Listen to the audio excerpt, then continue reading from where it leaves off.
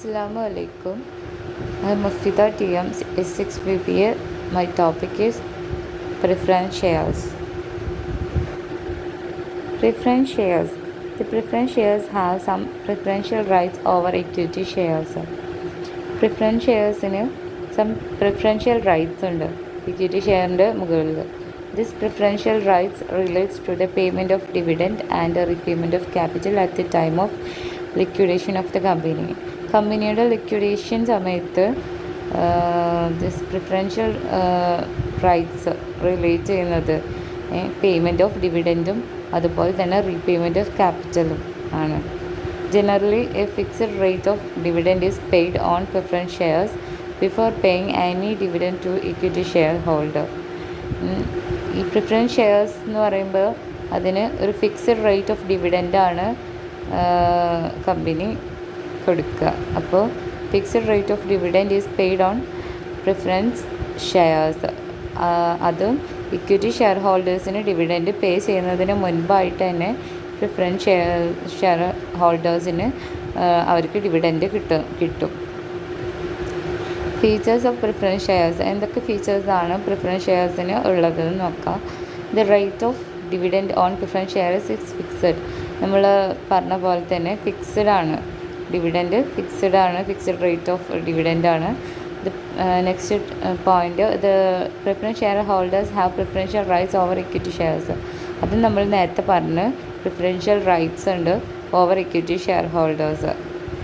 അവർക്ക് preferential rights ഉണ്ട്, അവർക്ക് കുറച്ചുകൂടി പ്രിഫറൻസ് കൂടുതലാണെന്ന് വേണമെങ്കിൽ പറയാം. Next point, dividend on preference shares is paid before paying any dividend to equity shares. Equity ഷെയർസിന് ഡിവിഡൻറ്റ് കൊടുക്കുന്നതിനേക്കാൾ പേ ചെയ്യുന്നതിന് മുൻപായിട്ട് തന്നെ പ്രിഫറൻസ് ഷെയർ ഹോൾഡേഴ്സിന് ഡിവിഡൻറ്റ് പേ ചെയ്യുമെന്നാണ് ഇതിൽ പറയണത്. Generally preference share holders have no voting rights in the management of the company. Generally പറയുന്നത് പ്രിഫറൻസ് ഷെയർ ഹോൾഡേഴ്സിന് വോട്ടിംഗ് റൈറ്റ് ഇല്ല എന്നാണ് പറയുന്നത് in the management of the company. At the time of winding preference capital is റിപ്പേയ്ഡ് first repay ചെയ്യുന്നത് preference ക്യാപിറ്റലാണ്. ഏതൊരു സമയത്ത് winding up, company അവസാനിപ്പിക്കുന്ന ആ ഒരു സമയത്ത്, വൈൻഡിങ് അപ്പ് ചെയ്യുന്ന സമയത്ത് ഫസ്റ്റ് റീപേ ചെയ്യുന്നത് പ്രിഫറൻസ് ക്യാപിറ്റലായിരിക്കും before paying the same to the equity share holders. Equity share ഹോൾഡേഴ്സിന് എപ്പോഴും രണ്ടാമത്തെ സ്ഥാനമാണ്, ഫസ്റ്റ് എപ്പോഴും പ്രിഫറൻസ് ഷെയർ ഹോൾഡേഴ്സിനായിരിക്കും. In the case of irredeemable preference shares, capital need not to be returned during the lifetime of the company. Irredeemable preference ഷെയർസിൻ്റെ കേസിലാണെങ്കിൽ capital need not be returned. അതിൻ്റെ ആവശ്യമില്ല, ക്യാപിറ്റൽ റിട്ടേൺ ചെയ്യേണ്ട ആവശ്യമില്ല during the life time of the company. Different types of preference shares ആണ് next പറയുന്നത്. First one, cumulative preference shares. It is a share are those preference shares in which areas of dividend. Cumulative preference share എന്ന് പറയുന്നത് it is the share are those preference shares in which areas of dividend in any are carried forward and paid off profits of the subsequent years. ഇതിൽ പറയുന്നത് shares അതുപോലെ തന്നെ preference ഷെയറിൻ്റെ അതേ ഇത് തന്നെ പറയുന്നത് if any are carried forward and paid off profit pay ചെയ്യുന്നത് subsequent ഇയേഴ്സിലായിരിക്കും. ഈ ഒരു ഡിഫറൻ്റാണ്, സബ്സിക്വൻറ്റ് ഇയേഴ്സിലായിരിക്കും പ്രോഫിറ്റ് പേ ചെയ്യുന്നത്. രണ്ടാമത്തെ ടൈപ്പാണ് നോൺ ക്യുമുലേറ്റീവ് പ്രിഫറൻസ് ഷെയർ. ഇവിടെ പറയുന്നത് not carried forward to subsequent year. ഇവിടെ not carried forward to subsequent year എന്നാണ് പറയുന്നത്. It is a share are those preference shares in which arrears of dividend. Redeemable preference share എന്ന് പറഞ്ഞാൽ എന്താ? The preference share which are repayable after the expiry of fixed period. ഒരു fixed പീരീഡിന് ശേഷം, അതായത് അതിന് ശേഷം റീപേ ചെയ്യുന്ന ഇതാണ് പ്രിഫറൻസ് ഷെയർ ആണ് റിഡീമബിൾ പ്രിഫറൻസ് ഷെയർ എന്ന് പറയുന്നത്. അത് option of the company are called redeemable preference share. ഇനി റിഡീമബിൾ പ്രിഫറൻസ് ഷെയർ എന്ന് പറയുന്നത് it is the shares which are not repayable during life time of the company.